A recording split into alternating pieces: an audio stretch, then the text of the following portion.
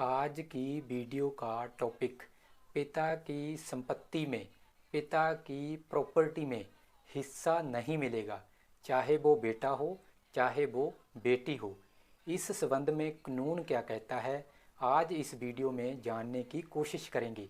जैसे कि दोस्तों आपको पता ही है कि बेटी को पिता की ज़मीन जायदाद प्रॉपर्टी में जो पैतृक संपत्ति होती है, जिसको हम जद्दी जायदाद भी बोलते हैं, जिसको हम एंसेस्ट्रल प्रॉपर्टी भी बोल देते हैं, उसमें जैसे बेटे को हिस्सा मिलता है वैसे ही बेटी को भी हिस्सा मिलता है।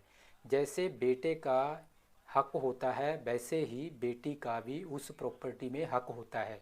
चाहे उस बेटी की शादी हो गई हो, चाहे उस बेटी की शादी ना हुई हो, मैरिज, इवन के मैरिज के बाद भी बेटी का अपने पिता की संपत्ति में, अपने पिता की प्रॉपर्टी में हिस्सा होता है। जैसे कि आपको शायद पता हो, जैसे हमने पहले वीडियो में बात की थी कि जो हिंदू सक्सेशन एक्ट है उसमें 2005 में अमेंडमेंट हुई थी, शोध हुई थी। उस अमेंडमेंट के तहत बेटी को भी बेटे के बराबर का अधिकार दिया गया है, हक दिया गया है। जैसे बेटे को प्रॉपर्टी मिलती है वैसे ही बेटी को भी प्रॉपर्टी मिलती है जो उसके पिता की प्रॉपर्टी होती है। हालांकि वसीयत के आधार पर, वसीयत के बेस पे जो बिल होती है उसको बेदखल भी किया जा सकता है।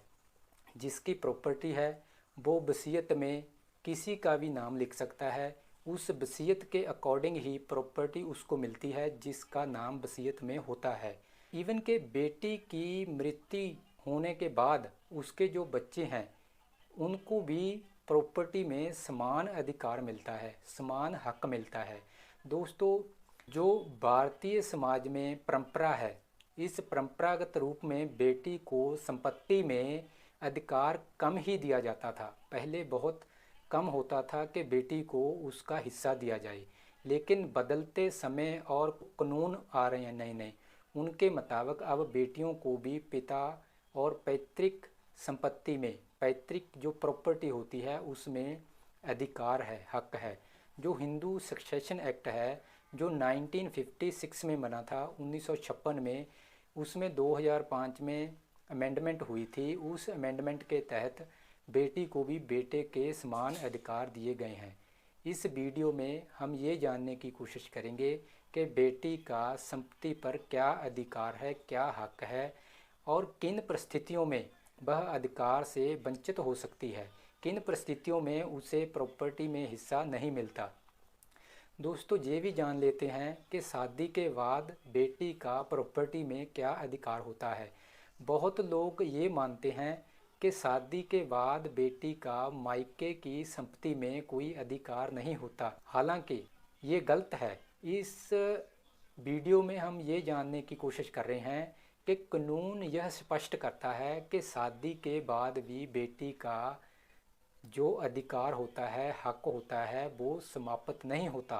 ठीक है जी, बेटी को पिता की प्रॉपर्टी में जैसे बेटे को अधिकार होता है वैसे ही बेटी को भी प्रॉपर्टी में बराबर का हक होता है, अधिकार होता है, चाहे बेटी की शादी हो चुकी हो चाहे ना हो। ठीक है जी, वह संपत्ति में बराबर की हिस्सेदार होती है। कानून इसके बारे में ये कहता है। जो हम बेदखली की बात कर रहे थे, जैसे कि दोस्तों हिंदू सक्सेशन एक्ट में 2005 में शोध हुई थी, अमेंडमेंट हुई थी, उसके अनुसार यदि वसीयत की गई है, ठीक है जी, तो उस वसीयत के मुताबिक ही प्रॉपर्टी का बंटवारा होएगा, बंड होएगी। अगर वसीयत नहीं है तो बेटी को बेटे के समान अधिकार मिलता है, हक मिलता है। अगर वसीयत मौजूद है तो माता पिता अपनी इच्छा से किसी को भी प्रॉपर्टी दे सकते हैं। इस स्थिति में माता पिता यदि चाहें तो बेटियों को वसीयत से बाहर भी रख सकते हैं। उनका ऐड उनकी मर्जी है, करें या ना करें। वसीयत के आधार पर ही संपत्ति का जो वितरण होता है, बंटवारा होता है, वो हो जाता है। जो पैतृक संपत्ति होती है वो होती है जद्दी जायदाद। जो सब अर्जित संपत्ति होती है वो होती है सेल्फ एक्वायर्ड प्रॉपर्टी। इन दोनों में ये फ़र्क है कि जो जद्दी जायदाद होती है वो जैसे हमारे दादे परदादे होते हैं, जो विरासत में जायदाद मिलती है, जो हमारे पुरखों की जायदाद होती है, वो उसे हम बोलते हैं पैतृक संपत्ति। और जो कोई व्यक्ति खुद बनाता है, अपनी मेहनत से, अपने पैसे से खरीदता है, उसको हम सेल्फ एक्वायर्ड प्रॉपर्टी बोलते हैं। ये हिंदू सक्सेशन एक्ट है जो इसमें जो शोध हुई थी 2005 में, उसके तहत बेटियों को पिता की जो पैतृक संपत्ति है, ठीक है जी, उसमें बराबर का अधिकार मिलता है। पहले केवल पुरुषों को ही इस संपत्ति में हक था, अधिकार था, लेकिन अब बेटियां भी इस संपत्ति के बंटवारे का दावा कर सकती हैं। यदि बेटी की मौत पिता से पहले हो जाती है तो बेटी के जो बच्चे होते हैं उनको अधिकार मिल जाता है जो खुद बेटी को मिलता है। जो बेटी का अधिकार होता है, बेटी की मौत के बाद उसके बच्चे उसके हकदार बन जाते हैं। यह नियम जेंडर निरपेक्ष है और बेटा या बेटी दोनों पर लागू होता है। यदि पिता बिना वसीयत के गुजर जाए, उसकी मृत्यु हो जाए, तो संपत्ति का पहला हकदार होता है जो वो उसकी पत्नी होती है। पत्नी अब विधवा हो जाती है और संपत्ति का अधिकार उसके पास होता है। पति की मृत्यु के बाद जो हक होता है वो पत्नी का होता है। वह तय कर सकती है कि संपत्ति में किसे हिस्सा दिया जाए। भारत में संपत्ति के अधिकार में बदलाव से बेटियों को भी उनके कानूनी अधिकार मिल रहे हैं।